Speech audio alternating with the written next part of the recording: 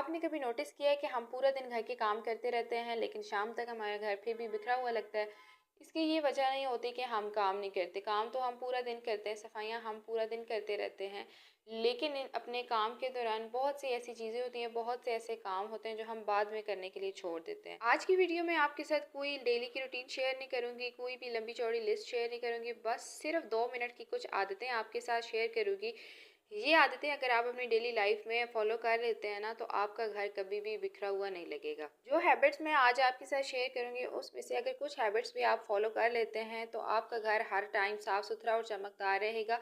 Kitchen भी आपका organise रहेगा और साथ ही साथ आपका माइंड भी रिलैक्स रहेगा। क्योंकि एक बिखरा हुआ घर जो होता है ना, वो एक बिखरे हुए दिमाग की निशानदेही कर रहा होता है। तो अगर आपका घर सिमटा हुआ है तो इसका मतलब है कि आपका दिमाग भी बहुत ज़्यादा पुरसुकून है। तो चलिए देखते हैं कि वो कौन सी आदतें हैं जो हमें डेली लाइफ में फॉलो करनी चाहिए। ये वो आदतें हैं जो हम अक्सर इग्नोर कर देते हैं, लेकिन अगर हम इनको इग्नोर ना करें, डेली लाइफ में फॉलो करें, तो हमारा घर हमेशा साफ सुथरा और सेट रहता है। वीडियो को आपने आखिर तक लाजमी देखना है। So let's get started. अस्सलाम वालेकुम everyone, welcome back to my channel. कैसे थे आप सब? उम्मीद करती हूँ आप सब बिल्कुल ठीक ठाक होंगे। अल्लाह का शुक्र है, मैं भी बिल्कुल ठीक ठाक हूँ। अच्छा, सुबह जब आपने उठना है ना, तो उठने के बाद सिर्फ आपने 2 मिनट लगाने हैं और सबसे पहले आपने अपने बेड को ऑर्गेनाइज कर देना, अपने बेड को सेट कर देना। ठीक है, बेडशीट वगैरह बस सीधी कर दें। बेशक झाड़ू वगैरह अभी आप ना लगाएं, लेकिन एक दफ़ा सिर्फ बेड जो है ना, उसकी बेडशीट वगैरह सेट कर दें, ब्लैंकेट्स वगैरह उठा दें। ये सिर्फ 2 मिनट की आदत है, लेकिन इसकी वजह से जो है ना, आपका पूरा मूड पूरा दिन चेंज हो जाता है। क्योंकि अगर हमारा कमरा जो है ना वो सेट आप देखना चाहते हैं, आप चाहते हैं कि आपका रूम ऑर्गेनाइज है, तो उसके लिए ज़रूरी है कि आप बेड को ऑर्गेनाइज कर दें। क्योंकि बिखरा हुआ बेड जो है ना, उसकी वजह से पूरा का पूरा रूम जो है वो बिखरा हुआ लगता है, और अगर बेड सेट हो तो बाकी पूरा रूम जो है वो भी सेट लगता है। तो इसकी वजह से फिर आपका जो माइंड होता है वो भी काफ़ी हद तक रिलैक्स हो जाता है। अक्सर ऐसा होता है कि हम बाजार वगैरह से वापस आते हैं, हमने कोई भी चीज़ खरीद के लाई है, जैसे यहाँ पे मैं पैम्पर्स खरीद के लाई हूँ, तो हम क्या करते हैं कि इनको बाद में सेट कर देंगे। हम क्या करते हैं, उनको ड्रेसिंग टेबल पे रख देते हैं, साइड टेबल पे कहीं रख देते हैं, या रूम के किसी भी कोने में रख देते हैं, और ये सोचते हैं कि हम इसको बाद में सेट करेंगे। इनकी जो हमने घर में स्पेस बनाई हुई वहाँ पे हम बाद में रख लेंगे, लेकिन यकीन करें कि ये हम थोड़ी टाइम के लिए बाद में कहते हैं, लेकिन ये बाद में जो है ना कई दिनों में कन्वर्ट हो जाती है, और कई कई दिन जो है वो पैम्पर्स जो है ना वो वहाँ पे पड़े रहते हैं जहाँ पे हमने रखे थे। तो इसकी वजह से क्या होता है कि ये साइड टेबल्स और ड्रेसिंग वगैरह के साथ ना बहुत बुरे लग रहे होते हैं। तो बस आपने सिर्फ यहाँ पे मज़ीद 2 मिनट लगाने हैं, और यही पैम्पर्स जो है उनको एक दफ़ा खोल के जो भी आपने उनकी जहाँ पे स्पेस बनाई हुई है वहाँ पे सेट कर लेना है। जैसे मैं यहाँ पे लाई थी, तो मैंने जो ड्रेसिंग टेबल के दराज हैं उनको खाली किया हुआ, तो उसके अंदर मैंने पैम्पर्स रखे हुए होते हैं। तो मैंने पैम्पर्स जो है ना साथ ही सारे निकाल के तो ड्रेसिंग टेबल की जो दराज थी उसके अंदर सेट कर दिए थे। इसके अलावा जी हमारी एक हैबिट होती है कि हम अक्सर कहीं घर से बाहर जाते हैं, बाज़ार जा रहे हैं, किसी के घर जा रहे हैं, कहीं भी जा रहे हैं घूमने फिरने, तो हम वापस आते हैं तो जो कपड़े वगैरह, सॉक्स वगैरह या आजकल जैकेट्स वगैरह होती हैं हम पहन के जाते हैं, तो वो आके बस एक दफ़ा हम चेंज तो मुश्किल से कर ही देते हैं, लेकिन उनको किसी बेड पे या चेयर्स वगैरह पे साइड पे रख देते हैं। तो इससे क्या होता है कि एक तो रूम हमारा बहुत ज़्यादा बिखरा हुआ लगता है, दूसरा ये होता है कि इस्त्री जो है ना वो अभी इतनी ज़्यादा ख़राब भी नहीं हुई हुई होती, लेकिन अगर हम उनको ऐसे ही रख देते हैं तो इस्त्री जो है वो भी ख़राब हो जाती है। तो आपने सिर्फ जो है ना इतने ज़्यादा आप बाहर आउटिंग करके आ गए, तो मज़ीद आपने सिर्फ जो है ना 2 मिनट लगाने हैं, और वही कपड़े जो है ना उनको आपने हैंग करके रख देना। ठीक है, उससे क्या एक तो आपका रूम साथ ही क्लीन हो जाएगा, दूसरा ये होगा कि आपने कपड़े साथ ही संभाल दिए हैं, अभी आपको दोबारा जो है ना इस्त्री भी नहीं करने पड़ेंगे, और ये बाद में फिर आप रीयूज़ भी कर लेते हैं। तो मेरी हमेशा ये आदत होती है कि जैसे मैं वापस आती हूँ सबसे पहले कपड़े चेंज करती हूँ, और चेंज करने के बाद जो है ना उनको साथ ही हैंग कर देती हूँ। इसके साथ मेरे बच्चे होते हैं, तो बच्चों के लिए भी मैंने ये रूटीन रखी हुई कि जो उनके नए नए कपड़े होते हैं बाहर पहन के जाने वाले, वो कभी भी मैं उनको घर में यूज़ नहीं करवाती ताकि वो ख़राब ना हो। तो जैसे ही मैं बच्चों के साथ घर आती हूँ, तो अपने चेंज करने के साथ ही बच्चों के कपड़े जो हैं उनको भी चेंज करवा देती हूँ, और उनको चेंज करवाने के बाद उनके कपड़े भी फोल्ड करके जो उनके कपड़ों की मैंने जगह बनाई हुई है सेपरेट, उनको मैं वहाँ पे रख। इसके अलावा जो सॉक्स वगैरह होती हैं घर में उन्होंने और तरह की पहनी होती हैं, बाहर जो है वो और तरह के सॉक्स पहन के जाते हैं, तो मैंने साथ ही जो है उनके शूज़ भी और सॉक्स भी उनकी जो जगह थी, जो सॉक्स वाला ऑर्गेनाइजर था उसके अंदर रख दिए थे, और शूज़ के लिए जो मैंने उनका अलग से दराज बनाया हुआ है वहाँ पे रख दिए थे। तो सिर्फ 2 मिनट मेरे इन चीज़ों पे लगे हैं, लेकिन साथ ही साथ सारी चीज़ें भी अपनी जगह पे चली गई हैं। फिर इससे ये भी फ़ायदा होता है ना कि बाद में दोबारा से आपको वो चीज़ ढूंढनी नहीं पड़ती। अक्सर हम आते हैं ना, बच्चों के शूज़ ऐसे ही उतार देते हैं, नेक्स्ट डे जब फिर पहनने होते हैं तो फिर हमें शूज़ नहीं मिल रहे होते। तो बेहतर है कि जो आपने जगह बनाई हुई है वहाँ पे आप वो चीज़ रख दें, ताकि नेक्स्ट टाइम आपको ढूंढनी ना पड़े। जब हमें चीज़ ढूंढनी नहीं पड़ती तो फिर हमारे घर में बिखेरा भी नहीं होता। अच्छा, अभी आपको एक आदत बताऊंगी जो मुझे खुद भी बहुत ज़्यादा पसंद है, मैं बहुत हद तक इसको फॉलो भी करती हूँ, और यकीन करें कि ये बहुत ज़्यादा इफेक्टिव होती है हमारे घर को ऑर्गेनाइज रखने की। कि आपने ना चलते फिरते काम करने की आदत बना लेनी है। अक्सर होता है ना कि हम एक रूम से दूसरे रूम में जा रहे हैं या किचन में जा रहे हैं, रास्ते में हमें कोई चीज़ नज़र आ गई, कोई कप पड़ा है, कोई ग्लास पड़ा है या कोई भी चीज़ आगे पीछे पड़ी है, तो हम उसको चलते चलते जाते जाते ना ठीक करते जाएं। जैसे अभी मैं किचन में जा रही थी तो मुझे नज़र आया कि जो है ना ब्लैंकेट्स ऐसे ही पड़े थे, क्योंकि अभी मेरी बेटी सो के उठी थी, तो उसके ब्लैंकेट्स मैंने अभी ऐसे ही रखे हुए थे, वो मैंने साथ ही उठा के उसकी जगह पे रख दिए। इसी तरीके से जो पिलोज थे वो मेरा बेटा इधर उधर कर देता है, चारपाइयों के ऊपर जो पिलोस है उनको भी मैंने अरेंज करके रखी था। अब जहाँ मैं किचन में रही थी, किचन में काम करने के लिए, रास्ते में मुझे लाउंज में ये चीज़ें नजर आई, तो ये भी मैं ठीक करती करती चली गई। इसी तरह से मैंने टेबल जो है अपनी जगह पे रखा, तो टेबल के साथ मुझे शूज़ पड़े हुए नजर आ गए, तो वो शूज़ भी मैंने साथ ही उठा लिए और उनको उनकी जगह पे रख दिया।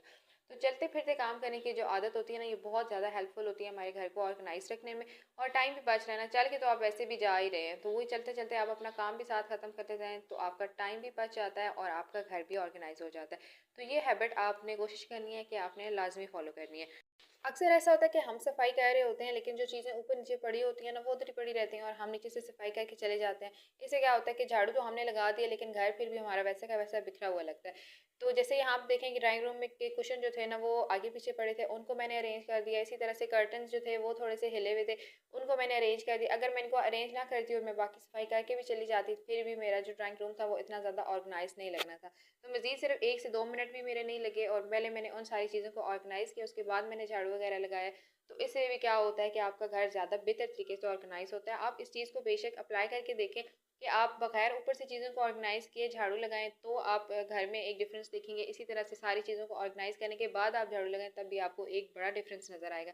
सिर्फ 2 मिनट की आदत है, लेकिन डिफरेंस इसकी वजह से बहुत बड़ा होता है। इसके अलावा घर में हर एक चीज़ की जगह बनाई हुई है ना प्रॉपर, तो जो चीज़ जहाँ से उठाते हैं उसको वहाँ पे ही रखते हैं। जैसे नमाज आपने अदा की, तो नमाज के लिए आपने जो जगह बनाई हुई है, सिर्फ 2 मिनट मजीद लगें, दो भी नहीं, शायद 1 मिनट आपका लगेगा। जो आपने नमाज की जगह बनाई हुई है, आप उसको वहाँ पे हैंग कर दें, तो साथ ही साथ आपका जो मिस ऑर्गेनाइजेशन होती है घर की, वो ख़त्म हो जाती है। इसके अलावा जी आते हैं किचन की तरफ। किचन हमारे घर का वो एक हिस्सा है जो हर टाइम गंदा रहता है, ठीक है, क्योंकि यूज़ बहुत ज़्यादा होता है, तो गंदा रहता है उन लोगों के लिए जो उसको साथ साथ ऑर्गेनाइज नहीं करते। लेकिन अगर आप इसको भी साथ साथ ऑर्गेनाइज करने की आदत बना लें, तो आप किचन जितना मर्जी यूज़ करते रहें, आपका किचन भी कभी गंदा नहीं होगा। जैसे आप क्या करें कि जब भी आपने चूल्हा यूज़ किया उसको साथ ही आप क्लीन कर दें। काउंटर्स आपने यूज़ किए उनको साथ ही क्लीन करते हैं। काउंटर्स के ऊपर कोई चीज़ गिरी हुई है तो उसको साथ ही आप क्लीन कर दें। इससे फिर क्या होता है कि बाद में जो हमें डीप क्लीनिंग की ज़रूरत पड़ती है ना, वो ख़त्म हो जाती है। हमें कभी भी डीप क्लीनिंग नहीं करनी पड़ती, ना ही चूल्हे की, ना ही किचन की, ना ही काउंटर्स की, ना ही बेसन की, क्योंकि हमने हर एक चीज़ जो थी उसको साथ साथ साफ़ कर दिया है। तो जब हम चीज़ को साथ साथ साफ़ कर देते हैं ना, तो उसके ऊपर कभी भी गंदगी नहीं जमती। जब गंदगी नहीं जमेगी तो बाद में फिर आपको डीप क्लीनिंग भी नहीं करनी पड़ेगी।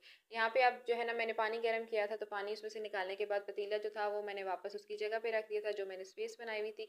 नाश्ता बनाया था तो जो तवा था उसको वापस हैंग कर दिया था। अच्छा, आपने ये भी कोशिश करनी कि काउंटर्स के ऊपर आपने कम से कम चीज़ें रखनी है। ज़्यादातर चीज़ों को आप हैंग कर दें या उनकी कहीं और स्पेस बना दें। काउंटर्स के ऊपर जो चीज़ें पड़ी होती हैं ना, क्योंकि काउंटर्स के ऊपर मैस ज़्यादा होता है, तो एक तो वो बार बार सारी चीज़ें उठा के उनको साफ़ करना भी मुश्किल लगता है। दूसरा ये होता है कि जब हम काउंटर्स के ऊपर काम कर रहे हैं, जैसे हांडी वगैरह रोटी वगैरह बना रहे हैं, तो उसकी वजह से जो चीज़ें पड़ी होती हैं ना, वो भी गंदी हो जाती हैं, फिर हमें उनको भी क्लीन करना पड़ता है।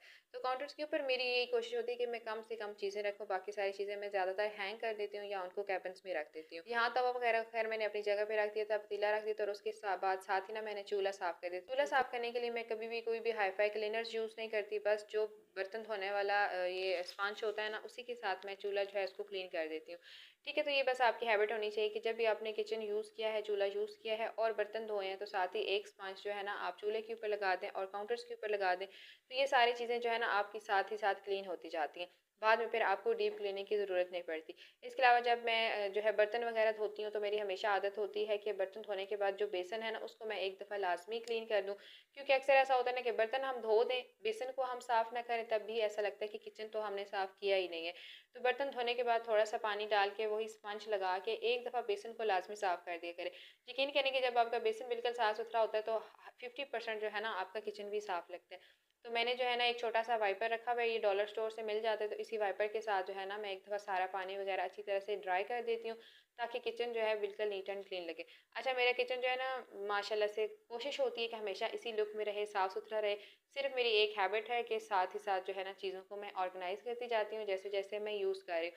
हर चीज़ को वापस उसकी स्पेस पे रख देती हूँ और बर्तन जो है वो लगे हाथ साथ ही मैं वॉश कर देती हूँ। तो मैक्सिमम जो है ना मेरा किचन इसी कंडीशन में रहता है, कभी भी बिखरा हुआ नहीं होता। इसके अलावा हम किचन में क्या करते हैं कि ये जो रोटी होती है ना बची हुई जो होती है वो भी हम ऐसे ही ऊपर नीचे छोड़ देते हैं, उसकी वजह से भी किचन काफ़ी सारा बिखरा हुआ लगता है।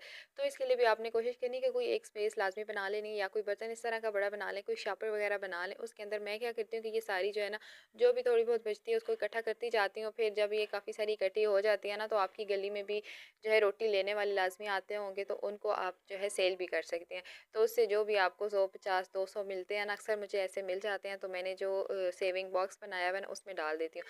चलें आपको साथ ही ना मैंने सेविंग का भी एक तरीका बता दिया। सारी चीज़ें जो मैंने आपको बताई है ना, ये सारे वो काम है जिनको हम अक्सर छोड़ देते हैं, इग्नोर कर देते हैं बाद में करने के लिए। लेकिन अगर हम इनको साथ ही कर देना, हमारी एक हैबिट बन जाए इनको साथ साथ करने की, तो उससे क्या होता है कि कभी भी हमारा घर जो है वो मिसऑर्गेनाइज नहीं होता। ठीक है, कभी भी हमें फिर बाद में डीप क्लीनिंग नहीं करनी पड़ेगी, बार बार हमें कोई काम नहीं करना पड़ेगा। किचन भी हमारा हमेशा ऑर्गेनाइज रहेगा, घर भी हमारा हमेशा ऑर्गेनाइज रहेगा। देखिए, अगर आपने घर को साफ रखना है ना, तो इसके लिए ज़रूरी नहीं है कि आप बहुत ज़्यादा काम करें। इसके लिए सिर्फ एक चीज़ ज़रूरी है कि आप वही काम सिर्फ करेक्ट टाइम पे करें, सही वक्त पे करें। यानी जो चीज़ आपने अभी करनी है उसको अभी कर दें, बाद में करने के लिए ना छोड़ें, तो आपका घर भी कभी गंदा नहीं होगा, आपको बार बार काम भी नहीं करना पड़ेगा। इसी के साथ आज के व्लॉग को एंड करते हैं। उम्मीद करती हूँ आपको मेरा व्लॉग पसंद आएगा। कमेंट्स में आपने मुझे लाजमी बताना है कि आप कौन सी 2 मिनट की हैबिट आज से फॉलो करेंगे और आप अपने घर को किस तरीके से ऑर्गेनाइज करेंगे। वीडियो पसंद आई है तो लाइक और शेयर लाजमी कर दीजिएगा। अपना बहुत सारा ख्याल रखिएगा, दुआ में याद रखिएगा। मिलते हैं एक नया व्लॉग में। टिल देन अल्लाह हाफिज़।